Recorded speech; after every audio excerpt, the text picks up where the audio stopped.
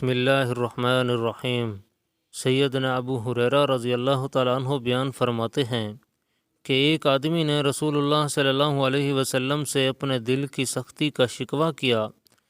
آپ صلی اللہ علیہ وسلم نے اسے فرمایا، اگر تو اپنے دل کو نرم کرنا چاہتا ہے تو مسکین کو کھانا کھلایا کر اور یتیم کے سر پر ہاتھ پھیرا کر۔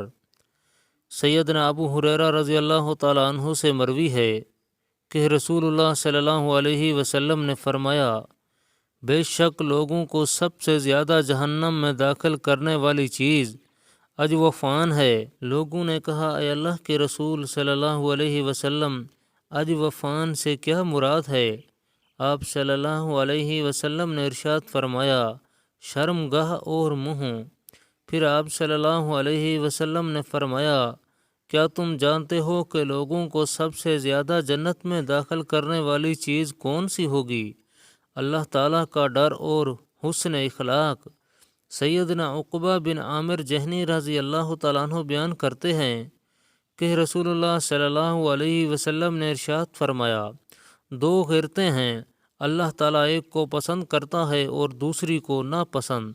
اسی طرح دو بڑائیاں ہیں، اللہ تعالیٰ ایک بڑائی کو پسند کرتا ہے اور دوسری کو ناپسند۔ شک اور تہمت کی بنا پر کی جانے والی غیرت کو اللہ تعالیٰ پسند کرتا ہے، اس کے علاوہ غیرت کی دوسری صورتیں اس کو ناپسند ہیں۔ صدقہ کرتے وقت کی بڑائی اللہ تعالیٰ کو پسند ہے اور تکبر والی بڑائی اللہ تعالیٰ کو ناپسندیدہ ہے۔ سیدنا ابو ہریرہ رضی اللہ تعالیٰ عنہ بیان فرماتے ہیں کہ رسول اللہ صلی اللہ علیہ وسلم نے ارشاد فرمایا، تین افراد کی مدد اللہ تعالیٰ پر حق ہے: اللہ تعالیٰ کی راہ میں جہاد کرنے والا، پاک دامنی کی خاطر نکاح کرنے والا اور ادائیگی کا ارادہ رکھنے والا مکاتب۔